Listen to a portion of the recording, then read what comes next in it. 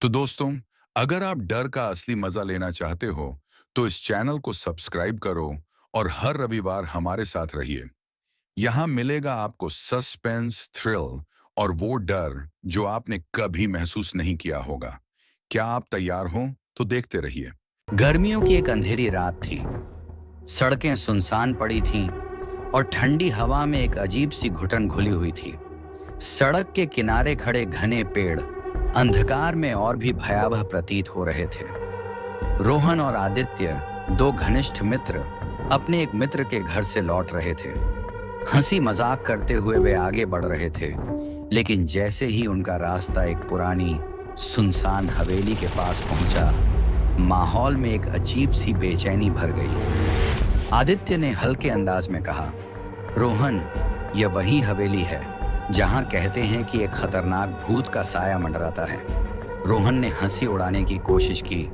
अरे छोड़ ना यार, ये सब अफवाहें हैं। लेकिन उसके शब्दों में आत्मविश्वास की कमी स्पष्ट झलक रही थी। जैसे ही वे आगे बढ़े, अचानक एक तेज दहला देने वाली चीख गूंज उठी। यह एक औरत की दर्द भरी चीख थी। दोनों ने भयभीत होकर एक दूसरे की ओर देखा। उनके चेहरे का रंग उड़ चुका था। अचानक रोहन चिल्लाया, आदित्य, पीछे देख। आदित्य ने धीरे धीरे पीछे मुड़कर देखा और उसका कलेजा जोर से धड़क उठा। एक काली भयावह परछाई उनकी ओर बढ़ रही थी। उसका चेहरा गहरे अंधकार में समाया हुआ था, लेकिन उसकी लाल जलती हुई आंखें किसी धधकते अंगारे की तरह चमक रही थी। आदित्य ने भागने की कोशिश की, लेकिन तभी एक ठंडी हवा के झोंके ने उसे घेर लिया।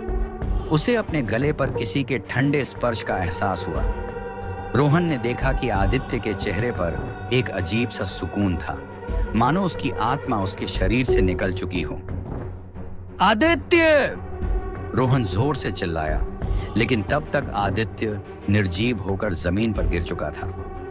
रोहन ने कांपते हाथों से उसे उठाने की कोशिश की, लेकिन जैसे ही उसने आदित्य का चेहरा देखा, उसकी आंखें सफेद हो चुकी थीं।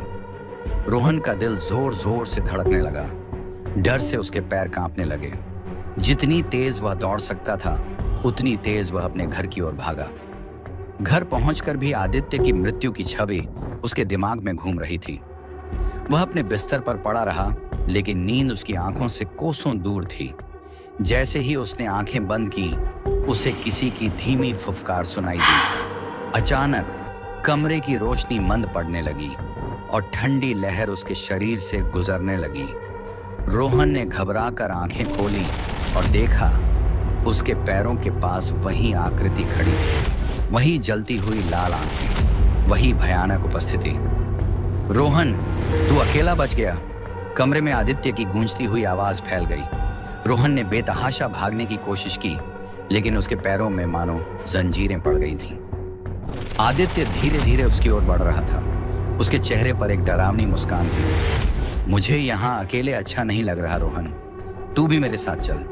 रोहन ने पूरी ताकत से चीखने की कोशिश की, लेकिन उसकी आवाज उसके गले में ही अटक गई और फिर एक भयानक चीख से कमरा गूंज उठा। सुबह जब रोहन की मां ने उसके कमरे का दरवाजा खोला, तो अंदर का दृश्य देखकर उनकी चीख निकल गई।